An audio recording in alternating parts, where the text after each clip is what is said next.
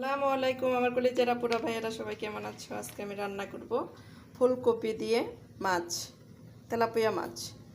নতুন ফুলকপি নেমে গেছে, কড়াইতে দিয়ে দিলাম তেল, দিয়ে দেব পেঁয়াজ কুচি।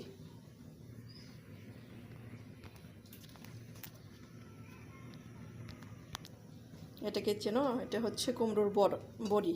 এটা ভেজে নেব তেলে, আগে এটা ভেজে উঠিয়ে নেব। এটাও মাছে দিয়ে দেব।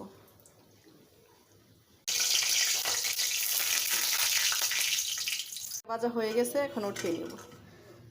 দিয়ে দেবো পেঁয়াজ কুচি। দেখো পেঁয়াজটা ব্রাউন কালার হয়ে গেছে। দিয়ে দেবো 1 চা চামচ হলুদ গুঁড়ো, 1 চা চামচ মরিচ গুঁড়ো, 1 চা চামচ ধনিয়া গুঁড়ো, স্বাদ মতো লবণ।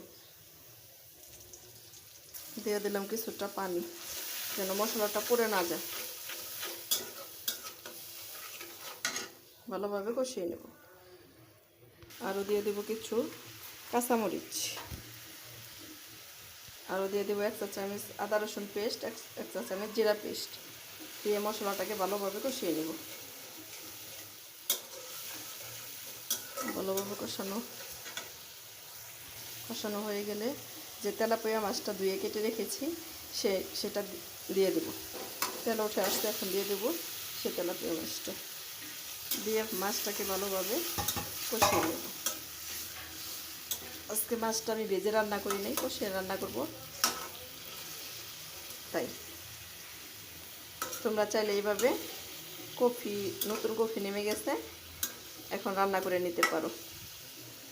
দেখো মাছটা কষানো হয়ে গেছে, এখন মাছটাকে উঠিয়ে নিব। মাছটা কষানো হয়ে গেছে, এখন দিয়ে দেব সেই ফুলকপি আর আলু দিয়ে ভালোভাবে কষিয়ে নেব। দেখো দিয়ে দিলাম ফুলকপি আলু দিয়ে ভালোভাবে কষিয়ে নেব। দেখো ফুলকপি আলুটা কষানো কেমন হচ্ছে, ঝোল উঠে গেছে অনেকটা। এই সামান্য একটু ঝোল দিয়ে নামিয়ে নেব। তারপর দিয়ে দেবো মাছগুলো।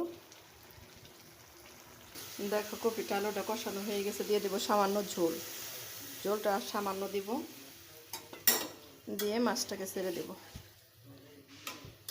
বলকটা আসলে আর কোনো ঝোল ব্যবহার করব না, এতটুকু ঝোলেই হবে। দেখো বলক উঠে আসতে এখন দিয়ে দেব সেই উঠিয়ে রাখা মাছটা। বাছ হয়ে গেল আমার তেলাপিয়া মাছ দিয়ে কফি রান্না। তোমরা চাইলে এইভাবে তেলাপিয়া মাছ দিয়ে কফিটা রান্না করে নিতে পারো। আমার রেসিপিটা যদি তোমাদের ভালো লাগে, আমার ইউটিউব চ্যানেল, আমার ফেসবুক পেজটা ফলো করে দিও। সবাই ভালো থেকো, সুস্থ থেকো। আল্লাহ হাফেজ।